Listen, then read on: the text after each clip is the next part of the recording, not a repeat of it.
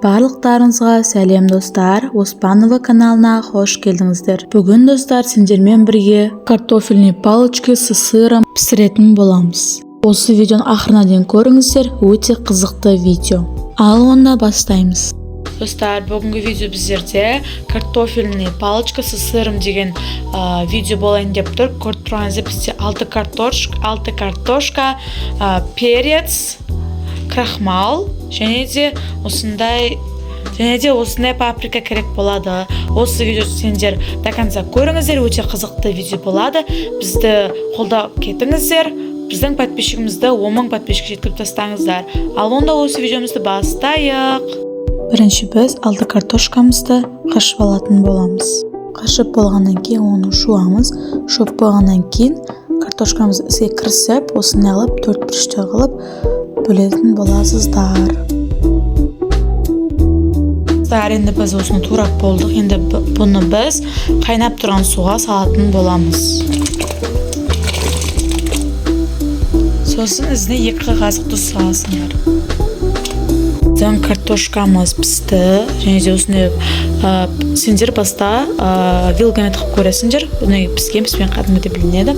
Сосын біз осындай табаққа салып қоятын боламыз. Осы картошканы салып болғаннан кейін кішкене су керек.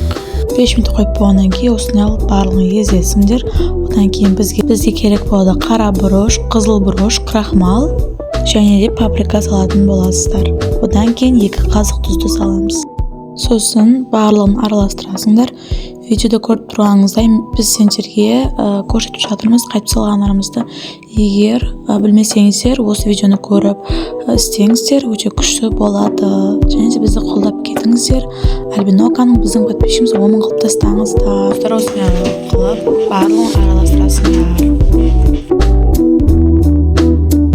Ал достар, барлығын араластырып болғаннан кейін осыны томалақ істеп алдық. Сосын бізге керек болады бумага для выпечки, магазин сатып алсаңыздар болады.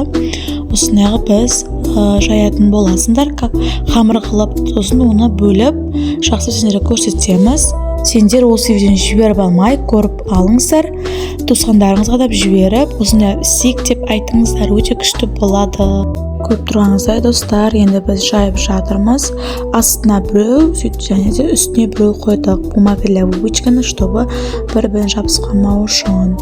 Сосын оны алып тастап, кесіп аласыңдар. Көріп тұрғаныңызда осы видео жасап көрсетіп жатырмын. Бізде осындай кесетін затымыз бар. Осымен кесеміз. Және де оны біреулеріңіз сиыр салсаңыздар болады. Но біз осыған сиыр салмадық. Басқасына біз сиыр салатын боламыз. Осы видеоны до конца көріңіздер.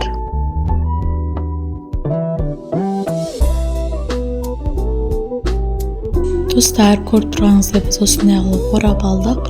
Осы видеода біз көрсетіп жатырмыз.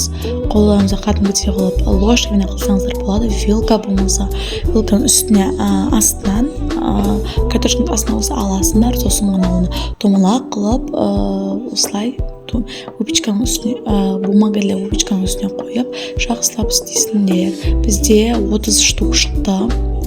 Қалғаны бізде домалақ қыламыз, ішіне сиыр салып азыр осыны көрсететін боламыз. Достар, өте күшті болады.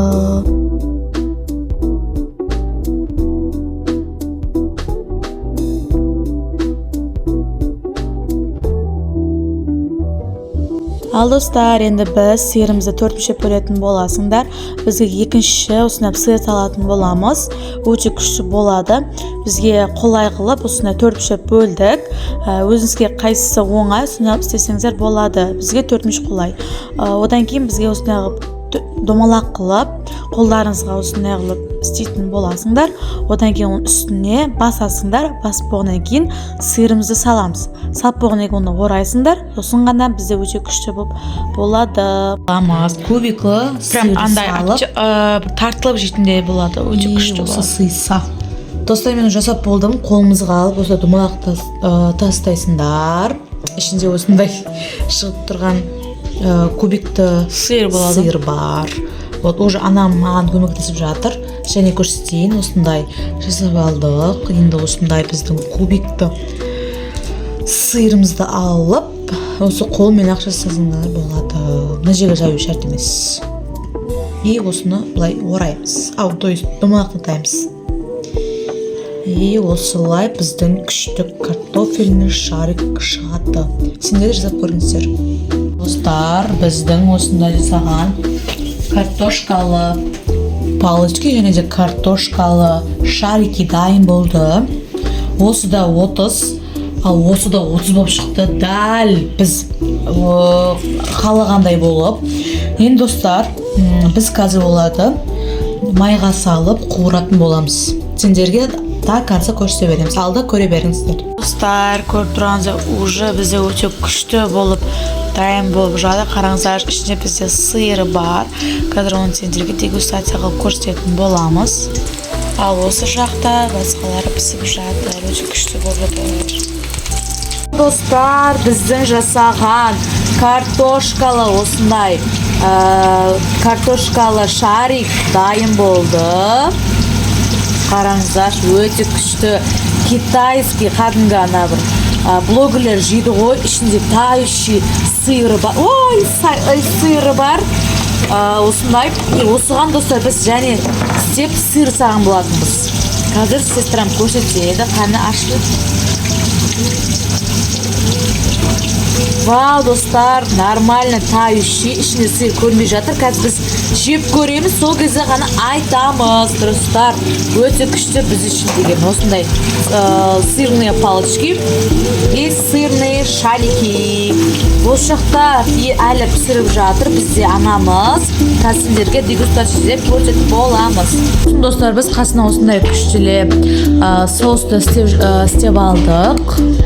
Көріп тұрсыздар, бұл майонезбен кетчуп араласқан.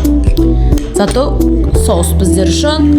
Біз қасымызға осыны алып алдық. Қазір отбасымызбен бірге дегустация жасап, солардың реакциясын көріп, сендермен бірге бөлісетін боламыз. Соларда жегенді сендерге көрсетеміз. И қалай болып шыққанын сендерге айтатын болады. Ал достар, онда біз қазір көрейік дегустация жасап.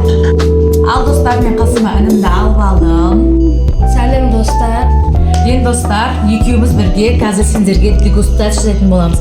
Бірінші біз қайсыны бастаймыз десек, осындай сырный палочканы бастаймыз. Мына жерде мен соуспен жемеймін, қазір інім басында бастайды.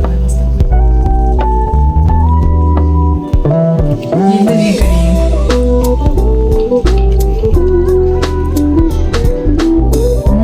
Достар, өте күшті болған. Жұмсақ. Күшті. Енді біз осындай картошкалы шариктерді көретін боламыз.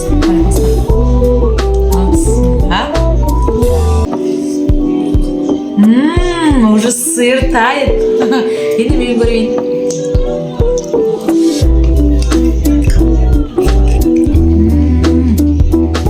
Өте күшті, жұмсақ, я? Ұнады ма? Неше балы бересің? 10 бал достар. Мен де 10 бал бердім. Өте күшті достар, өте жұмсақ, өте дәмді. Барлық жерін норм болып салған екенбіз. Сендер де қайталап көріңіздер. Және де дегустация жасағандарыңызды комментария жазып кетіңіздер. Біздің видеомыз аяқталды. Сендерге ұнаған болса, Айдынокым каналына тіркелуді ұмытпаңыздар. Біздің каналымызда тіркелуді ұмытпаңыздар. Всем пока!